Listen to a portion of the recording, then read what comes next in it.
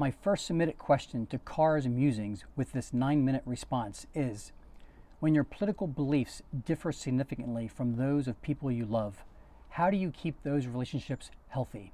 What has worked for you and what hasn't? These are quite challenging questions.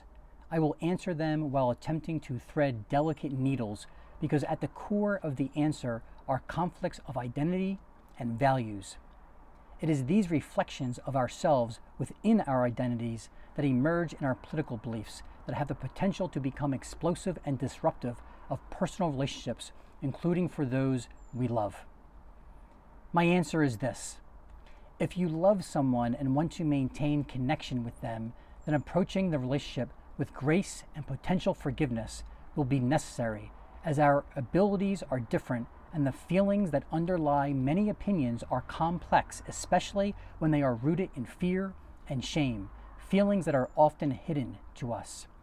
But I do not suggest that we hide ourselves to maintain connections, because a relationship with loved ones requires us to share who we are without submitting ourselves to the potential discord and rejection of disagreement. Often, when we fear relational discord, the disruption that we anticipate is a mirror of us and not of them, but this is a tricky statement because we become conditioned in close relationships for the emotional triggers of our loved ones and within ourselves. Whether discord occurs from a political disagreement with a loved one may be connected to tone and respect rather than the opinion itself. What has not worked for me is losing my emotional regulation with a loved one. I have experienced failure on this, and the point of disagreement or value system that I try to defend and share becomes lost as the focus immediately shifts to inappropriate behavior that misses an opportunity to connect, increasing division instead that requires repair. Maintain composure. Another approach is the avoidance of discussing political topics with a loved one, but this advice is too shallow as almost any topic has a political basis, as our views on various topics reflect values and choices that we have made within ourselves. Also, we have choices not only for topics of conversation, but the depth of addressing a topic. If a loved one of different political persuasion makes comments of current issues in our presence, we have the choice to respond or not, and to the depth of our response and the limits of our response. All elements are choices that define our boundaries and can preserve relationships before conflict emerges. The safest strategy is silence, provided you feel comfortable in silence and continuing the relationship in a manner that you remain somewhat hidden and delicately considering of their potential responses and triggers that may or may not be figments of our imagination. This can amount to walking on eggshells, depending on our emotional attachment to remaining silent. I strongly recommend that you find points of similarity to make a connection, if possible, when conversing with a loved one of different political values, while making choices of engagement as more difficult topics emerge. An example for me is transgender women competing in women's sports. With a loved one who voted for Trump and MAGA, I may choose to connect with them regarding my personal belief that our society should not permit such competition because the prior exposure of that biologically male body to testosterone creates an unfair advantage after transitioning to a woman. Transgender men is not an issue because it does not decrease fairness in competition. And I may agree with my loved one that society should not permit these transitions before the legal age of consent, although this is dicier as it removes the autonomy of a parent with their child. But after creating that connection, I would pivot to the deeper issue of protecting the human dignity of the tiny transgender population under the law and refusing to endorse the hate of bigotry with which MAGA showers this issue. The point is this. Create the connection before pivoting to the value that you want to defend and share. Whether to do this or not depends on your particular relationship with a loved one. What worked for me for decades until it didn't was near total silence and affirmations to the people around me, including those I love, because it kept the peace. This posture, however, was a form of extreme people pleasing that rejected my personal value within a relationship and within myself. And I learned that my silence was a reflection of my insecurities.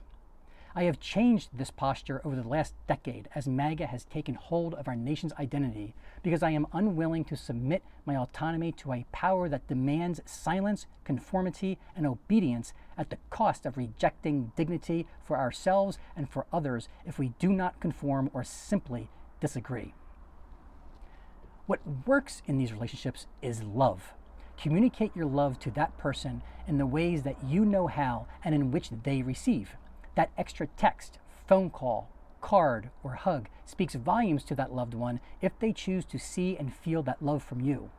I have found too that checking my heart is critical.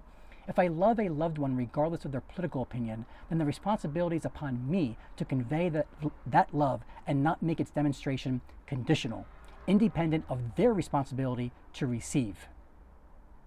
What works too is keeping your mind and spirit open, even if your loved one's is closed. Keep a genuine interest in hearing different perspectives or even a new understanding of previously stated perspective. I have found with age and an open spirit that my understandings evolve and deepen. This posture is rewarding internally and can keep us open to those we love when other parts of us may want to disengage. I do not endorse the evolution of the no contact strategy over political stances with regard to families, but may endorse it with friends as the choice is really about values and ethics. The only condition in which I would change this is if a family member uses their political stance to harm my existence. But the threshold for such harm would be quite high for me and may be lower for others. Before I would make such a decision, I would have two questions for myself. First, is my own skin too thin? Second, where did I contribute to the breakdown of this relationship, and have I been accountable for it to myself and to them? In my lived experience, my relationship with my mom has evolved in a healthy manner despite my disappointment with her Trump support. I am the child in this relationship, and I have confronted her and the value system it takes to support such a morally reproachable and destructive human. She is the only person in my life whom I would confront so directly because I needed to know why my own parent would subject her identity and our futures to him. I didn't necessarily get my answer from her, but didn't need to. She was open enough to be confronted by her child without rejecting that child, and that was adequate for me. I love her regardless because she is my mother. She brought me into this world. She did her best with me, and she has survived a challenging working class life as a woman under the rule of a wealthy elite that kept her struggling for survival most of her life. She's a tough old nut who can occasionally make our hair raise, and she deserves the love and respect of her eldest son. Hey Mom, I know I'm a PETA. In summary, these questions are difficult because the answers reside within our identities and that of our loved ones with different political bearings. Examine yourself to know your values, communicate with your loved ones through respect and love, and trust yourself to navigate occasional turbulence while maintaining respect and sovereignty for yourself and for them. And fill your heart with love, grace, and forgiveness without sacrificing your spirit.